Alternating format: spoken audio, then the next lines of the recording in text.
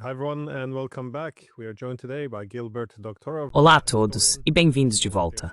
Hoje estamos recebendo Gilbert Doctorow, historiador, analista de assuntos internacionais e autor de War Diaries, The Russia-Ukraine War.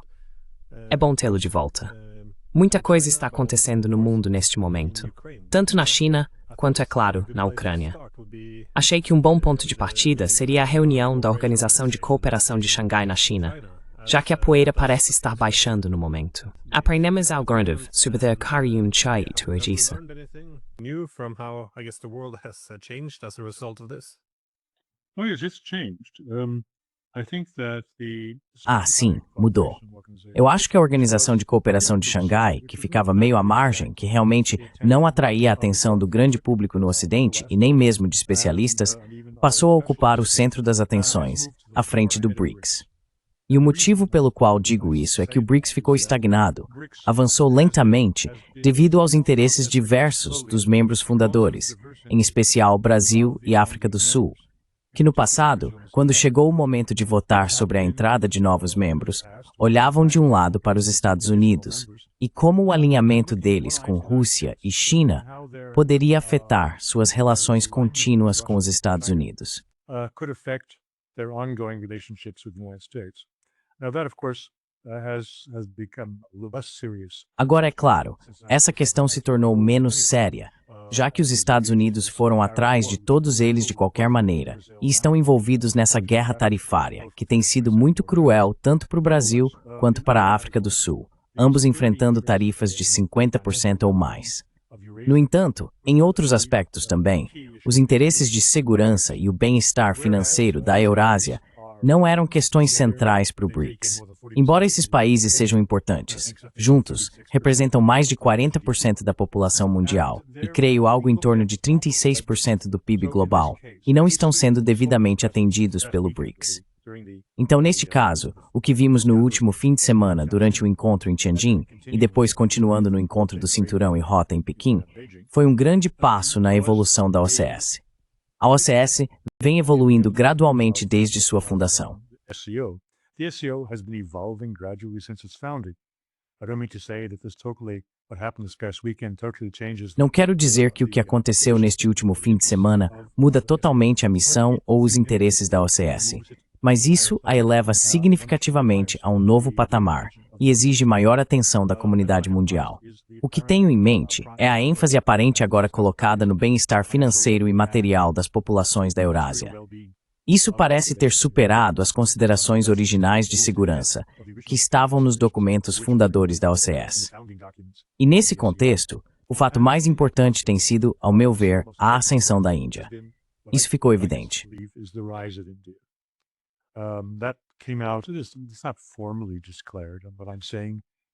Não foi declarado formalmente.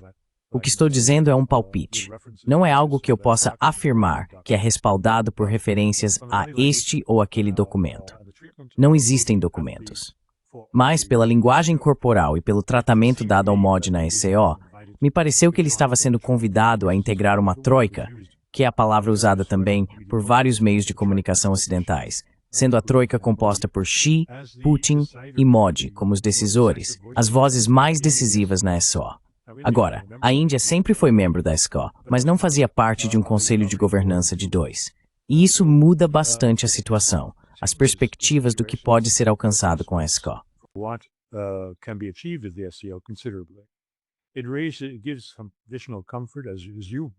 Isso traz um conforto adicional, como você mencionou em nossa última discussão. Dá um conforto extra para a Rússia, porque ela não está sozinha como parceira júnior da China. E eu acho que todo esse desenvolvimento, ou essa interpretação do que está acontecendo, recebeu ainda mais respaldo com a decisão de Modi ontem de não ir à Assembleia Geral das Nações Unidas em setembro, em Nova York, como uma espécie de protesto contra o governo americano. Definitivamente, a Índia se afastou mais dos Estados Unidos do que o governo Trump imaginava que aconteceria, e se aproximou da Rússia, e um tanto relutantemente, até mesmo da China. Então esses são os grandes desdobramentos.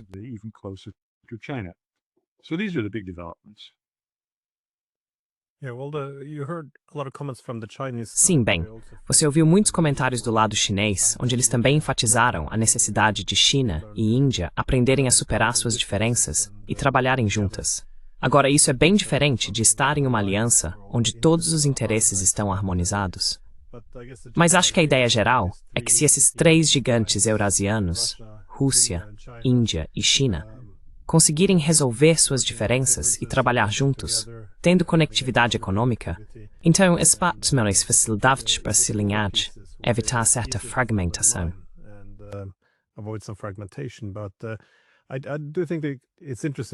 Eu realmente acho interessante porque esses três países representam 3 das 4 maiores economias do mundo em termos de paridade de poder de compra. O que está faltando, porém, é os Estados Unidos. Eu não sei. Pessoalmente, eu gostaria de ter visto os Estados Unidos ali, junto com esses outros 3. Em vez disso, vimos Trump tweetando de casa sobre esses 3 gigantes eurasianos conspirando contra a América. Depois, ele fez um tweet muito estranho, pareceu um pouco amargo, dizendo que a América havia perdido a Índia e a Rússia para a China mais profunda e sombria. Eu queria saber o que você acha da reação americana a isso. Parece que eles poderiam ter agido de forma bem diferente.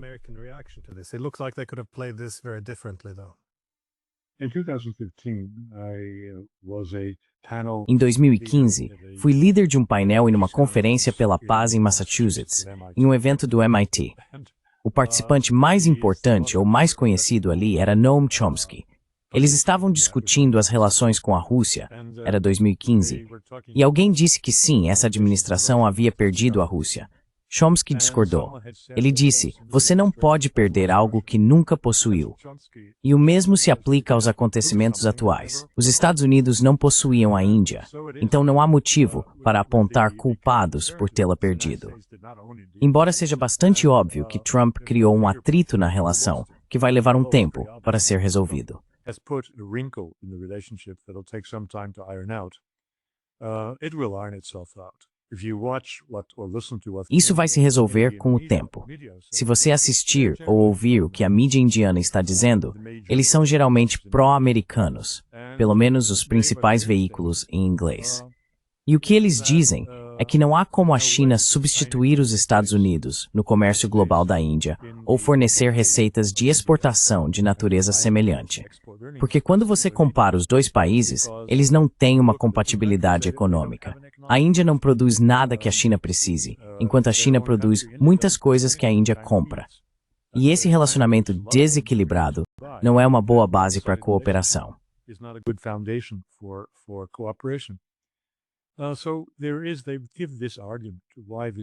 Então, eles apresentam esse argumento de que os Estados Unidos sempre serão um fator importante nas relações econômicas da Índia e das relações econômicas surgem as relações políticas.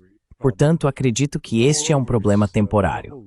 Além disso, toda a lógica do ataque tarifário de Trump à Índia estava relacionada à sua contínua compra de hidrocarbonetos russos. E essa questão desaparecerá quando a guerra na Ucrânia acabar, o que provavelmente é uma questão de meses e não de anos. Portanto, a punição provavelmente não vai durar muito tempo. E depois disso, eles podem começar a reconstruir as relações.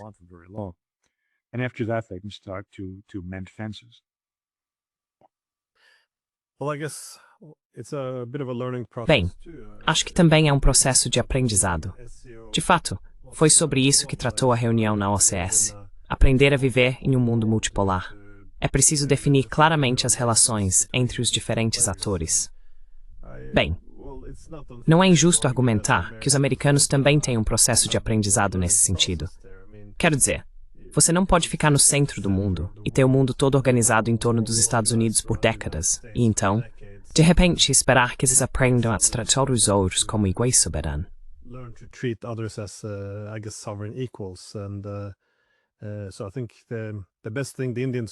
Então acho que a melhor coisa que os indianos poderiam fazer é o que fizeram, simplesmente reagir e traçar um limite.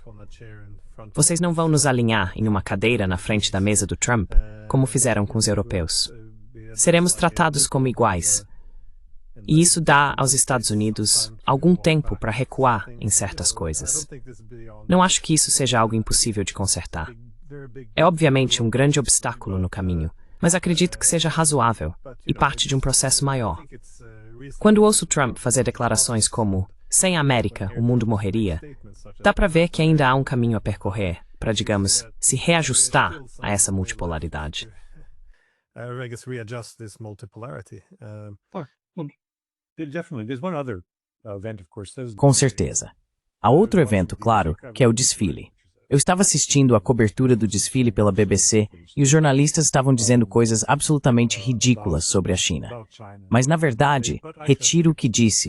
Eles foram até bastante respeitosos com a China, o que me surpreendeu um pouco. Ao mesmo tempo, porém, foram insultuosos com a Coreia do Norte e, claro, com a Rússia. Houve uma distinção. Foi algo sutil. Eles não queriam ofender a China, mas se sentiram à vontade para se divertir ofendendo os russos. Isso ficou claro. Os comentários deles também mostraram que respeitavam o que a China estava apresentando no desfile.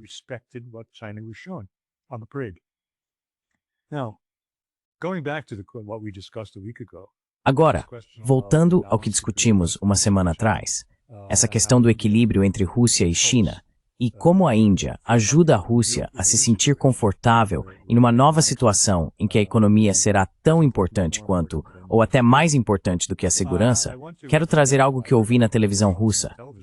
Foi no programa Noite com Vladimir Solovyov, falando sobre o desfile militar em Pequim. Isso me surpreendeu, mas precisa ser dito.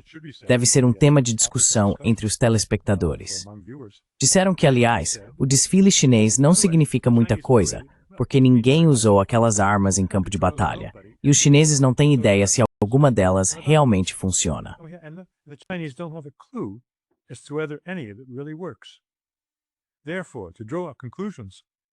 Portanto, tirar conclusões sobre a força do exército chinês, que não foi testado em guerra há, sei lá, 20 ou 30 anos, excluindo esse pequeno confronto, bem não, o último confronto real foi bastante significativo no final do século passado com o Vietnã. Mas desde então, quase não houve nenhum exercício real no campo de batalha por parte das tropas chinesas. E por isso, eles estavam testando o equipamento. E isso me surpreendeu. Embora eu tenha razão, e havia um motivo para isso. Ficou claro. O subtexto era: Pequim, pegue seu equipamento militar e leve-o para o campo de batalha em uma guerra com a Ucrânia e veja se funciona na prática. Então imagino que o pessoal em Pequim estava ouvindo isso, porque essa era a mensagem clara.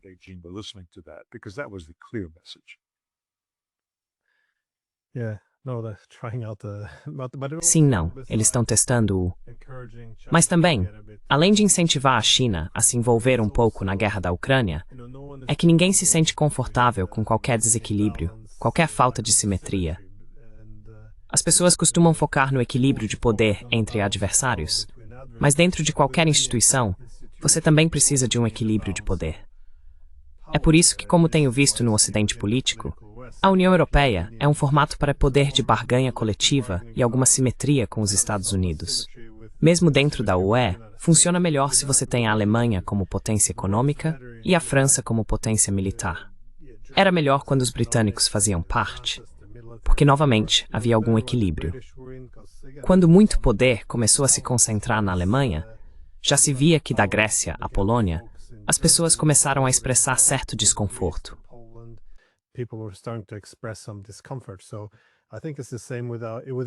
Então, acho que é o mesmo dentro da OCS. Sempre é bom para os russos se eles têm algumas parcerias, como o Corredor do Ártico, onde eles têm o território. Assim, há mais equilíbrio na relação com os chineses, ou no campo militar, onde os russos agora têm alguma experiência de combate. Mas também, como você disse, se conseguirem trazer outros grandes gigantes eurasianos, como a Índia, então os russos podem ficar em paz. Os chineses, eles são a potência líder, mas não podem nos ditar regras. Eles não podem dominar. E há uma diferença muito grande entre liderança e dominação. Então acho que isso é importante para a Rússia, ter a Índia ali. Notei que tanto a Rússia quanto a Índia agora se opõem à entrada do Azerbaijão na Organização de Cooperação de Xangai. Como você interpreta essa parceria para manter os azerbaijanos de fora?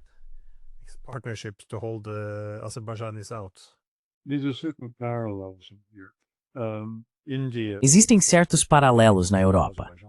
A Índia vetou a adesão do Azerbaijão e o Paquistão vetou a adesão do pequeno enclave de Pashinyan, no sul do Cáucaso, a Armênia. Essas questões estão interligadas. Uma parte disso no que diz respeito à promoção da Armênia pela Índia em detrimento do Azerbaijão tem a ver com a passagem do corredor norte-sul, que atravessa o sul do Cáucaso, e é uma importante via prospectiva para novos mercados e novas matérias-primas para a Índia. Portanto, eles não querem que a Armênia atrapalhe seus interesses nessa questão. E quando vetaram o Azerbaijão, o Paquistão respondeu vetando a Armênia. O fato de terem sido vetados como membros permanentes não é realmente um grande problema. É simbólico, mas não creio que cause muito prejuízo a nenhum dos países.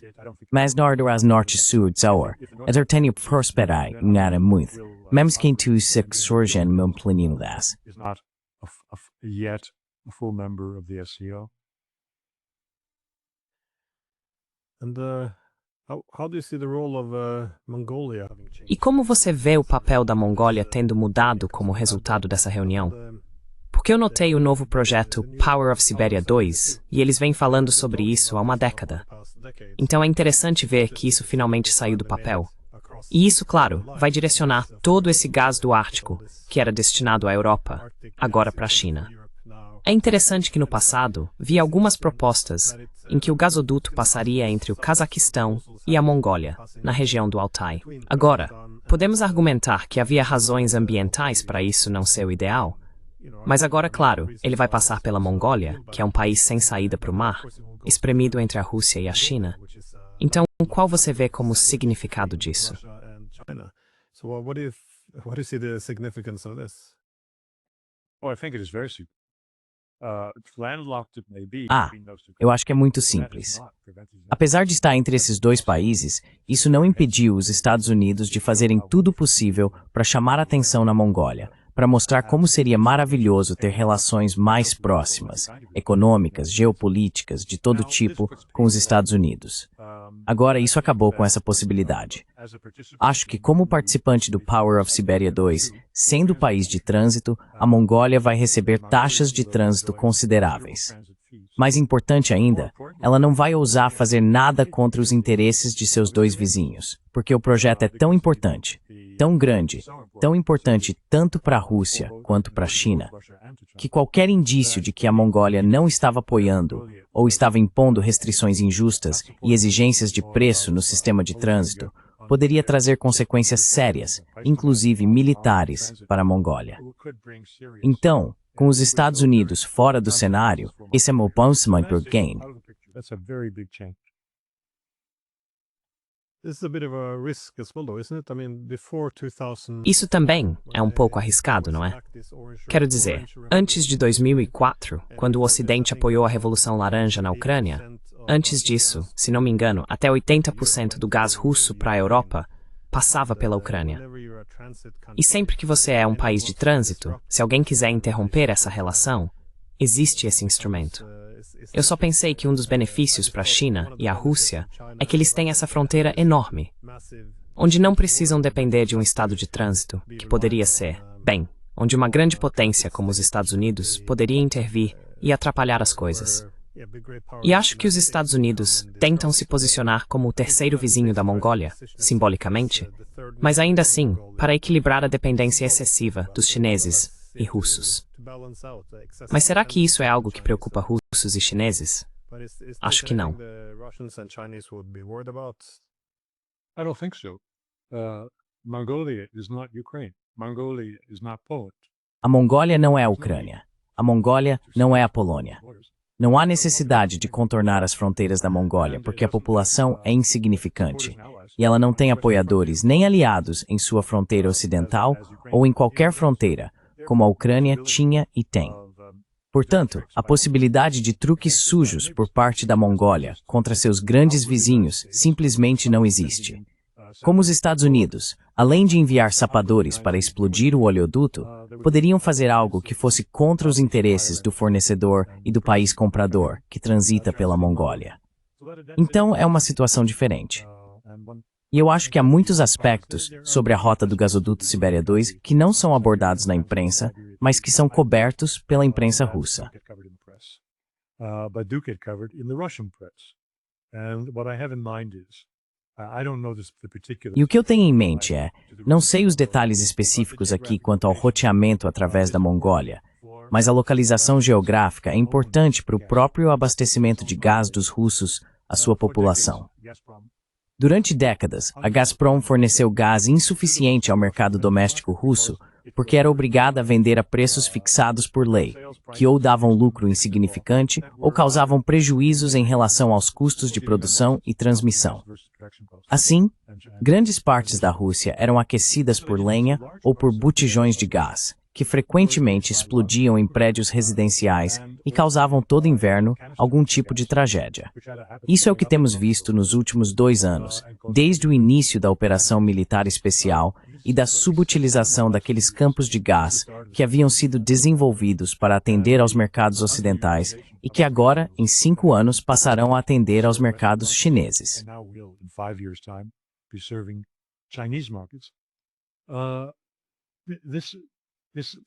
Essa situação surgiu a partir de diretrizes de Putin para Gazprom gasificar o país. Lembre-se, costumavam dizer, eletrifique o país. Esse era o slogan de Lenin. Bem, agora é gasificar o país, fornecer gás para edifícios residenciais, tanto no campo quanto, é claro, em vilas e cidades. Isso é uma mudança muito grande. Foi discutido abertamente. Putin tem 50 diferentes, eles chamam de sujeitos da Federação Russa. Nós chamaríamos de estados, províncias ou algo semelhante. Isso é tanto uma área geográfica quanto uma entidade política. Seus governadores, geralmente seus governadores, se reúnem com Putin. Ele se encontra com várias dessas entidades ao longo do ano, pelo menos uma vez por semana, e às vezes mais de uma vez por semana.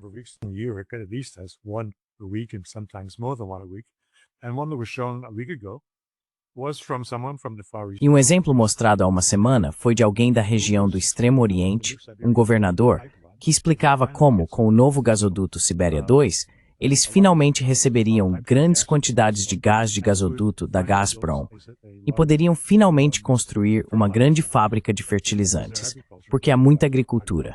Inclusive, por exemplo, no leste da Sibéria, eles têm enfrentado escassez de fertilizantes no mercado interno russo e estavam recorrendo a importações. Esse é um exemplo. Claro, plantas petroquímicas serão construídas ao longo desse gasoduto.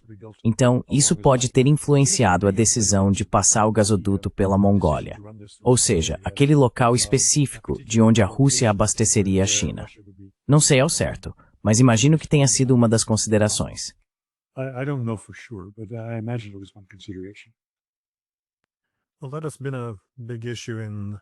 Bem, isso tem sido uma grande questão na Rússia. De fato, a ideia de que se eles estão se voltando para a Ásia, também precisam desenvolver economicamente as regiões orientais, porque a Rússia é majoritariamente um estado europeu, em termos de onde a população vive e onde estão as economias. Mas eu me lembro, foi há pouco mais de uma década, que a preocupação de pessoas como o então presidente Medvedev era, eles chamavam isso, acho, de dupla integração. Porque se as partes orientais da Rússia se integrarem de forma mais próxima com a China e as partes ocidentais se integrarem de forma mais próxima com a Europa, então a soberania poderia se tornar uma questão no futuro. Novamente, quando você é o maior país do mundo, realmente se preocupa com a soberania.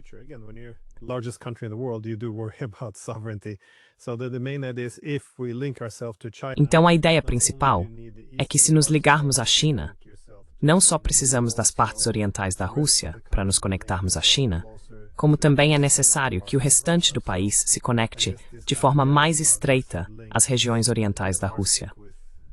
Portanto, acredito que esses tipos de projetos de gás que ligam o Ártico ao leste da Rússia e à China também têm, além de um propósito econômico, um objetivo geopolítico de consolidar o controle soberano e evitar preocupações com qualquer fragmentação. Novamente, não faz tanto tempo desde o colapso da União Soviética, e o Ocidente expressou algum desejo de que o mesmo acontecesse com a Federação Russa. Então, existe uma certa insegurança nesse sentido. So there is some insecurity there. Just as a last question, though, I want to ask after the... Só para finalizar, quero perguntar. Depois da cúpula da OCS, os chineses estavam comemorando o 80 graus aniversário da derrota do Japão na Segunda Guerra Mundial. O que você acha da atenção especial dada à Rússia e à Coreia do Norte nesse contexto? Porque na OCS parecia ser Rússia e Índia, e depois, no desfile militar, estavam Putin e Kim Jong-un. Então, de novo, a cobertura da mídia aqui no Ocidente foi muito superficial. Apenas ditadores, sabe? Porque não é legítimo nossa presença. Mas é interessante o quanto a Coreia do Norte é destacada, no entanto. Isso chamou atenção. Achei estranho.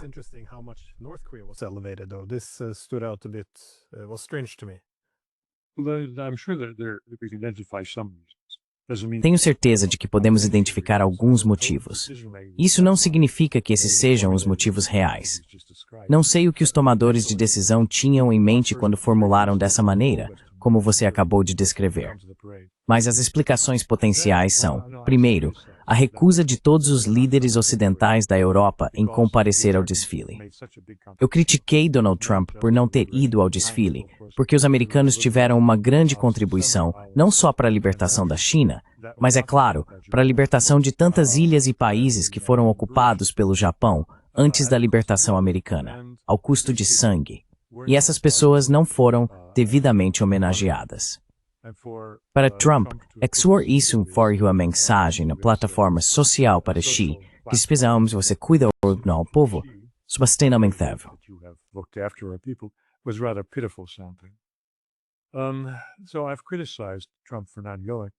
Então, critiquei Trump por não ter ido, mas consigo entender vários motivos. Claro, os motivos se multiplicaram à medida que a data se aproximava. Presumivelmente, ele queria ir. Ele havia impedido a presidente de Taiwan de fazer uma parada em Nova York durante uma visita aos Estados Unidos. E isso foi há 2 ou 3 semanas. Isso foi interpretado, acredito que corretamente, por analistas no Ocidente como um sinal de que Trump não queria desagradar os chineses por causa das celebrações que aconteceriam em Pequim. Ou seja, ele queria ir. E então vemos que ele não foi. Sem nenhum outro líder ocidental presente, é claro que ele não poderia ir. Ele ficaria como Putin no G8, o estranho no ninho. E para alguém com um ego como o de Trump, isso é absolutamente impensável. Mas não é só um ego como o dele.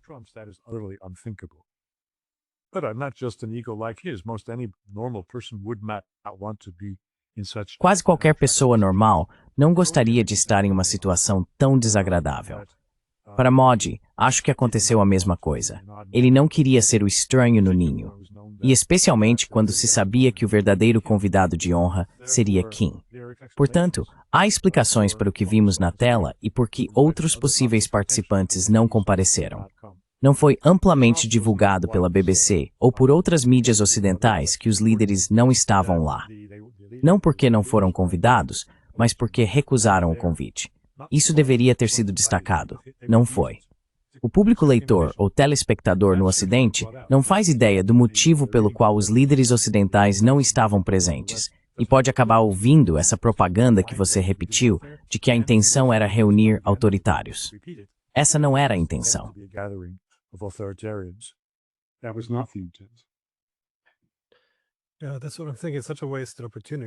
É isso que estou pensando. Que oportunidade desperdiçada. Imagine se tivéssemos muitos líderes ocidentais lá também. Como teria sido diferente? Teria sido uma forma de diminuir algumas das tensões que vêm crescendo ao longo dos anos. Mas houve uma exceção. O primeiro-ministro da Eslováquia, Robert Fico. Ele apareceu e, na verdade, repreendeu a União Europeia. Disse que eles queriam isolar a China, mas acabaram se isolando. E isso parece correto. Também estava lá o Vučić, claro, da Sérvia, mas eles não fazem parte da União Europeia. Mas foi interessante que o Fico tenha ido. Achei que se alguém fosse romper com o grupo, seria o Orbán, já que ele costuma se destacar. Mas desta vez, foi o Fico.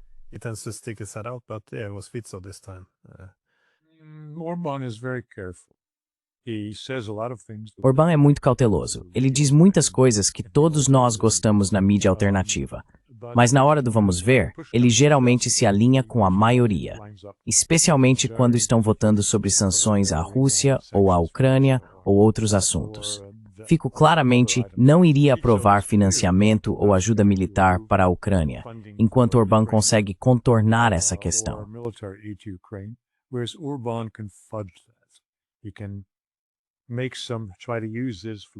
Ele pode tentar usar essa influência para reverter parte das punições que foram impostas à Hungria devido à sua postura geralmente desalinhada ou não alinhada em tantas questões de política externa da UE.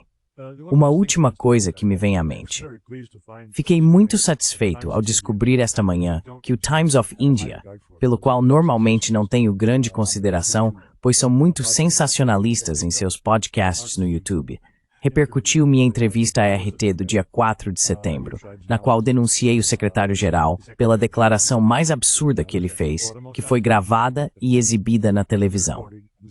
Ele disse que nós, no Ocidente, não precisamos prestar atenção a Putin e ao que ele pensa sobre a situação no terreno na Ucrânia, porque, afinal, Putin não tem mais poder do que o governador do Texas.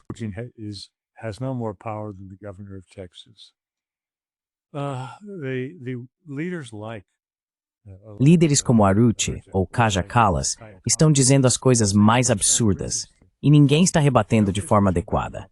Fico feliz por ter tido a chance de fazer isso, mas eles deveriam estar recebendo críticas de todos os lados. Eles estão se apresentando de forma muito desajeitada. O nível da linguagem é o mesmo que você ouviria de um sujeito no bar ao lado que já bebeu demais. São declarações completamente insanas. They're completely wild statements. Não faz tanto tempo assim, apenas 30 anos atrás, quando falávamos sobre segurança, as pessoas usavam termos como segurança indivisível e não aumente sua segurança às custas dos outros. Isso sempre foi um tema central, mas hoje em dia a ideia é que a Rússia não deveria ter absolutamente nada a dizer.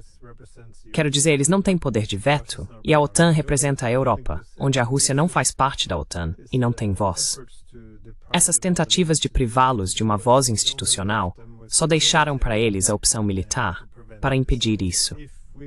Se tivéssemos conversado no passado, se pessoas como Rutte tivessem sido substituídas por pessoas que realmente reconhecessem que é preciso levar em conta as preocupações de segurança do adversário, não haveria guerra na Ucrânia.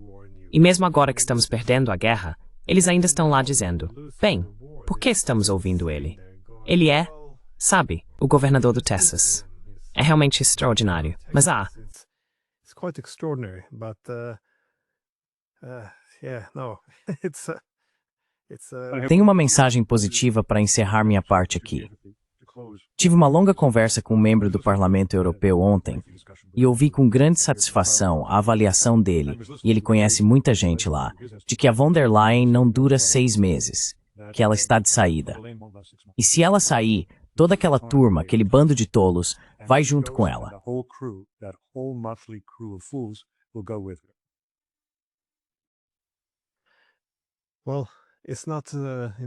Bem, hoje em dia, não é todo dia que conseguimos terminar com uma nota positiva. E essa é uma nota muito, muito positiva. Então podemos deixar por isso mesmo a saída de von der Leyen. Então espero que isso seja verdade e que a Europa possa voltar à razão e que, com sorte, um futuro melhor nos aguarde. Então é isso. Muito obrigado. So yeah, thank you so much. Matter.